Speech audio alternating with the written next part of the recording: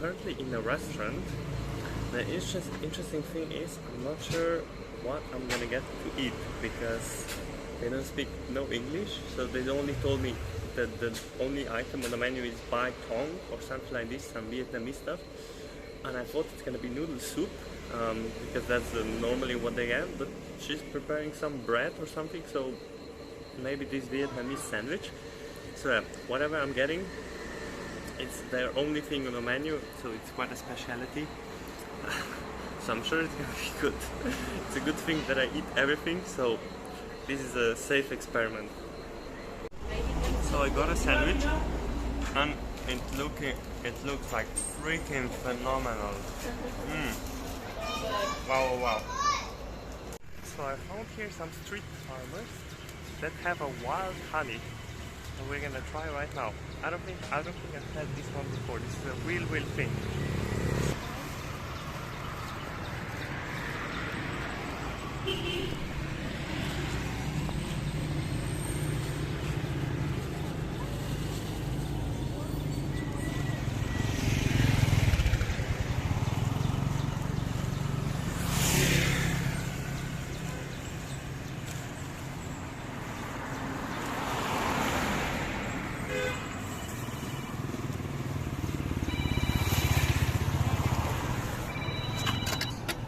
We're gonna try this right here, right now, by the side of the road. The same place we bought it, and see how it is.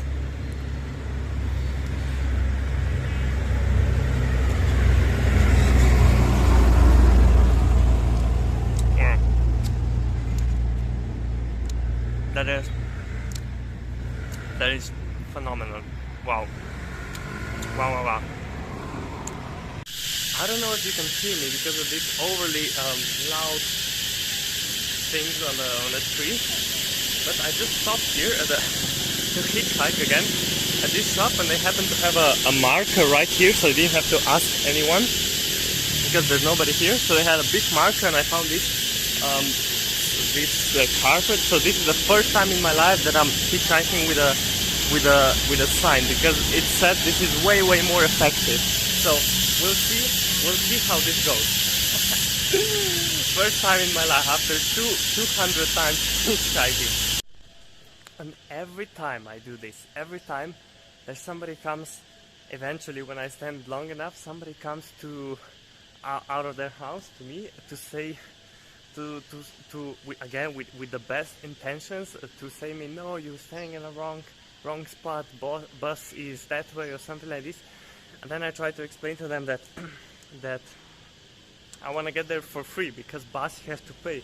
And then everybody's trying to convince me that, oh, but we don't do that here. No, nobody will stop for free. And I try to explain to them that it's called hitchhiking, and it works all over the time, all over the world, even in Vietnam. So eventually I'll have the right. There's still no that we don't do that here. Though I've never heard of this. But again, I say confidently to them, eventually I'm gonna get there for free, somebody's gonna stop, and eventually I do.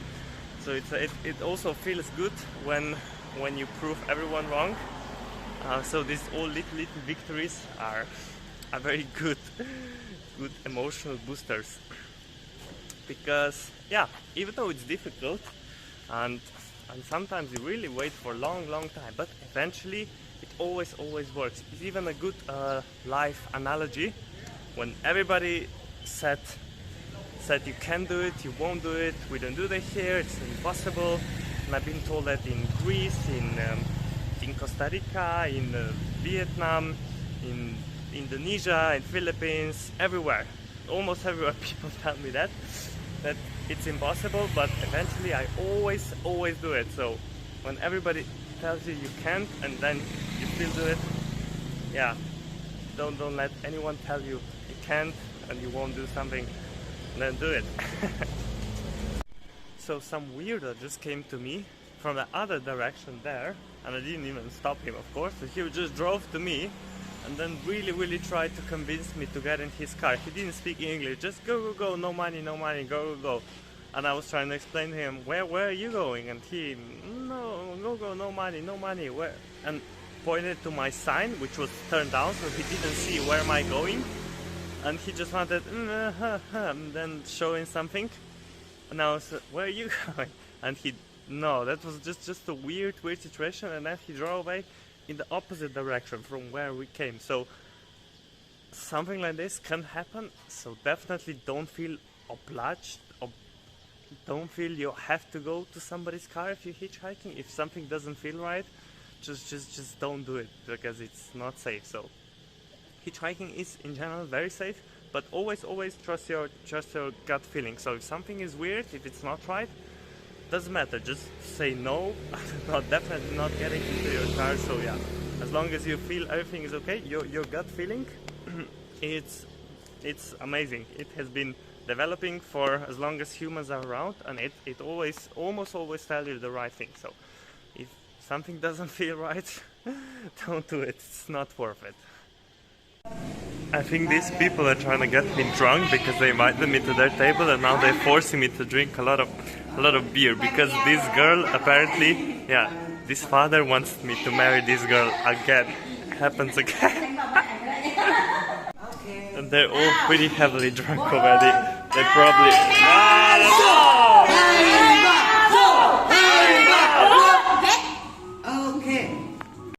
This is like one of the rides would look like. So just a family took me in here. They don't speak no English, but they're nice because they're driving me in the same direction. So we couldn't even communicate where they're going, because they have no perception of maps or anything. So they cannot, they just tell these names, and I cannot find the names. But we're going, as long as we're going the same direction, it's good. It's currently 5 p.m. and it's a bit dark, cloudy day already, so it's gonna get dark pretty soon. And I'm stuck in the middle of nowhere, like usually in the middle of nowhere, and I'm still 198 kilometers away from Chao Bank, which would be my destination for today. And I walked 15 kilometers today with my full, where is it? With my full traveling gear. So yeah, because some people text me when I post something on Instagram or whatever, and they say, oh, this is so much fun and amazing, I want to do that. Maybe you don't. This, what I'm doing is definitely not easy. It's a lot of times not fun. It's a lot of fun, but many times it's not fun, not easy, not something you want for sure. So today I'm not sure what I'm gonna do, because there's no cars here. Eventually somehow I can at least get to some village or some town or something, sleep for the night. This is good being flexible, because you don't have, I didn't book anything, so I can really stay whenever I want, and I have about 10 more days here in Vietnam.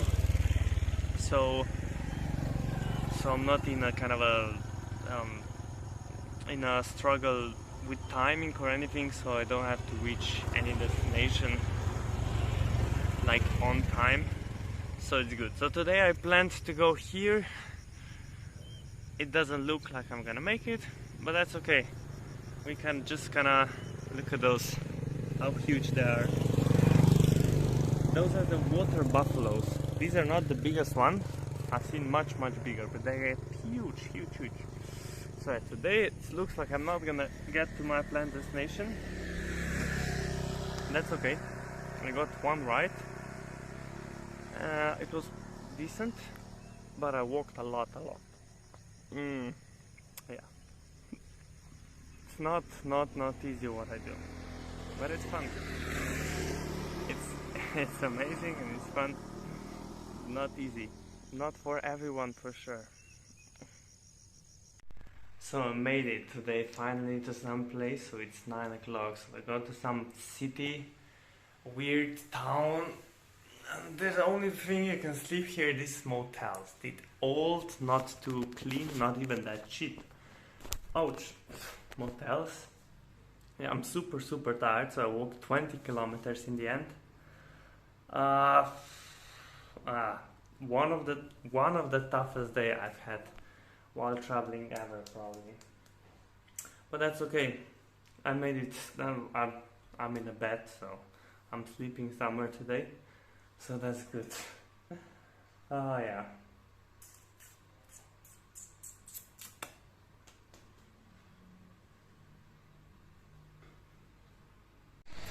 I arrived here, the famous waterfalls that I was headed, and while it is very nice, wait,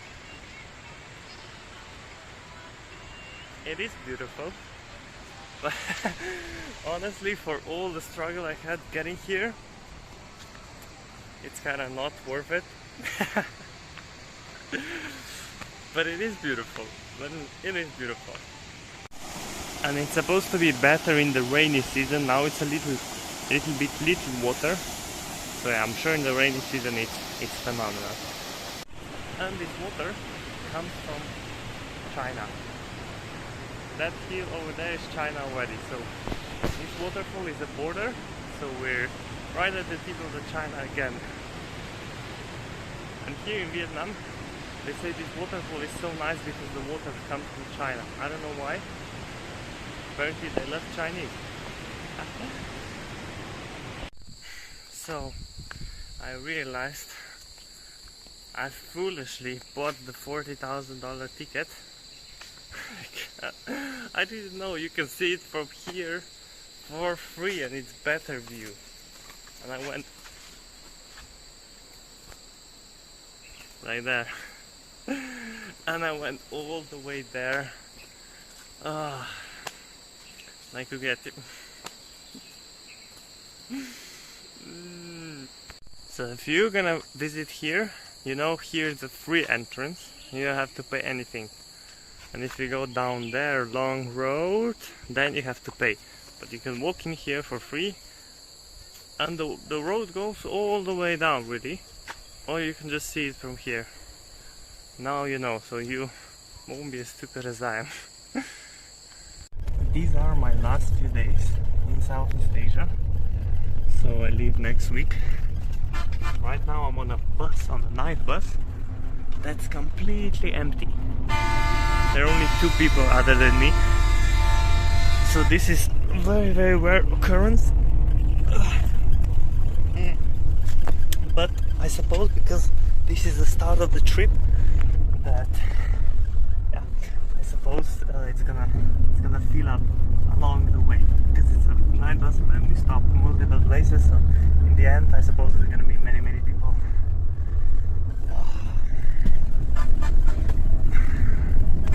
These night buses in Vietnam are the best in all of the countries. The most comfortable, cleanest, temperature regulated. Nice. We're moving to a very VIP bus with like super LED lighting and luxury cabins. This is the first time for me. I just can't get over this luxury. It's like a first class on an airplane. The curtains. Wow. Tiny. That goes up and down, reclining feet, whatever direction you want. Wow, wow, wow. Crazy luxury. And here, as soon as you arrive, you're sworn with people, taxi, taxi, taxi. Even if it's 5 in the morning.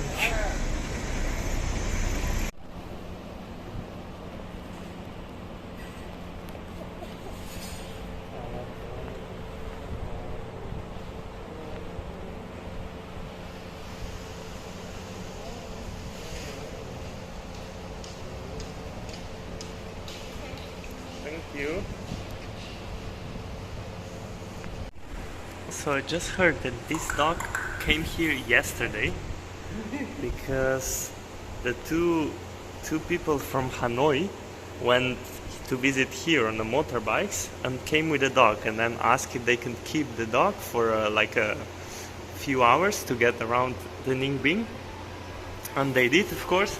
But then they never came back, or they like told they don't want to keep the dog anymore. So now now he's staying here. Oh yeah. Well, at least it's like better than just throwing him somewhere. Yeah, I think here it's well taken care of. Nice and healthy, beautiful, beautiful boy.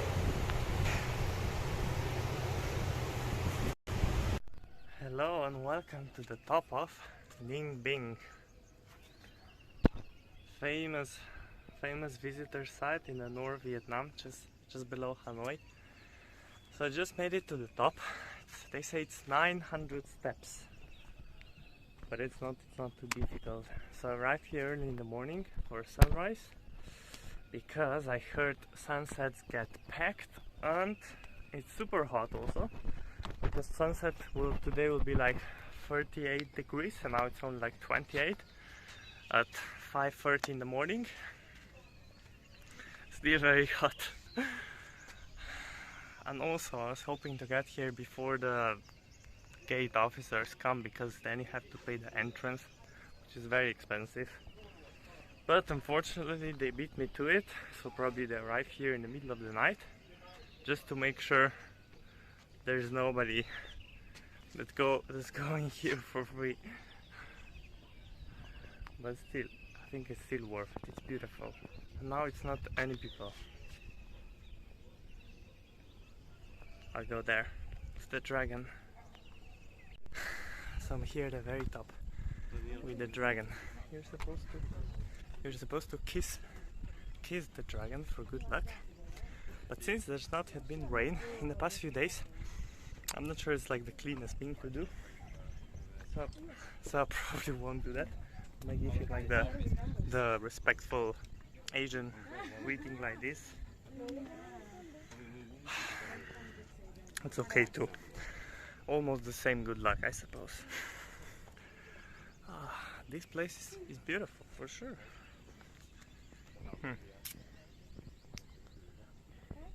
It's quite dangerous here.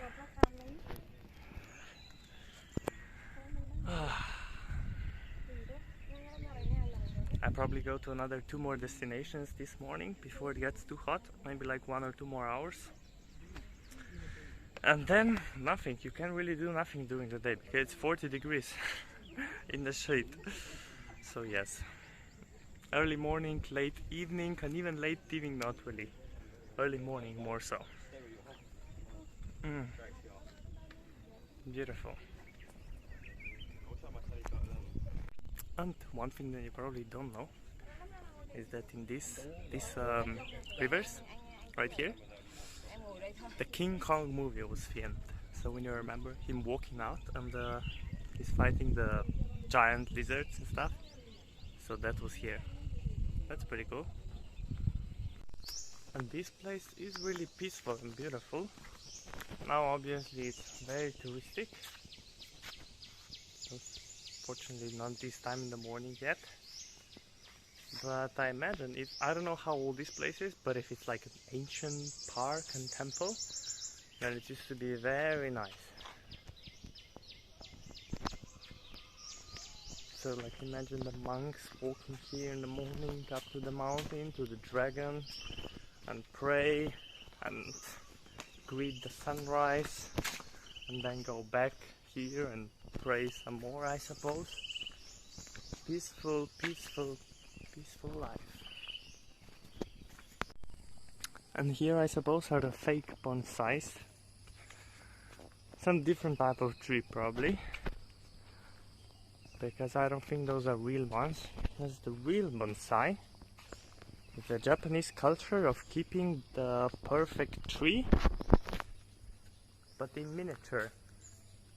So to get it to this size, it would be like 200 years old already. So I don't think those are. But I've seen some documentaries about this bonsai culture. It's amazing how they grow it and trim it all the time. So when the tree is like 5 years old, it's like this big only, and then it's like 20 years old, which is my whole life, and then it's like this big. Yeah, and they keep it in generations and generations. Yeah, and they have these prize bonsais. They're like 5 generations and they're 150 years old. They're like this. But if they would be allowed to grow naturally, right. they would grow to a normal tree size, like to colossal tree. So it's just like any other tree. But if you know what you're doing, you can keep it in a miniature form. Yeah, that's a little bit knowledge about bonsais. Yeah, do you imagine King Kong fighting the giant lizards, snapping their jaw? Ah, yeah. King Kong is actually the only movie in the world who can make me cry even as an adult.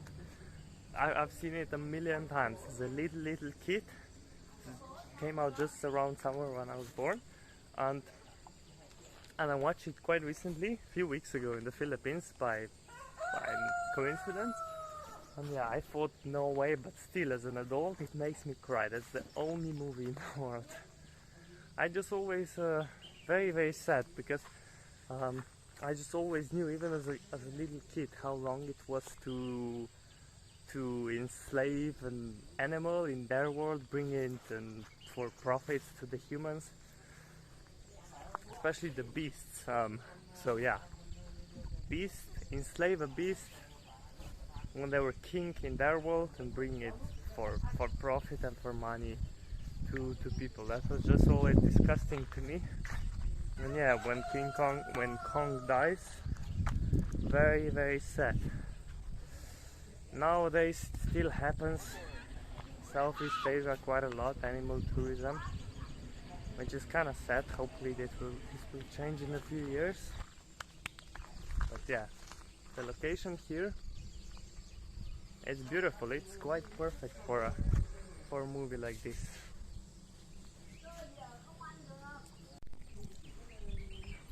And I don't think you've seen me wear this before. It is called batok, a traditional Indonesian suit. And I've been told that if you wear this, you can walk into any wedding, eat, drink, anything, no matter if you don't know a single person there. So yeah, in Indonesia, wear this and long pants. You have to wear long pants, not shorts. And then you can walk into every wedding. So that's a traditional festive suit there. But I also wear it casually. This one was given to me by my friend Fahmi. Yeah, that's why it's special for me. It's worth in money nothing. This is sold for like $1, but yeah, I think it's handmade actually from his village. Yeah, I have very little clothes, maybe like 4 t-shirts and then this. So you've probably seen me wear anything, but this one I don't wear too often. But now I do, and it's nice.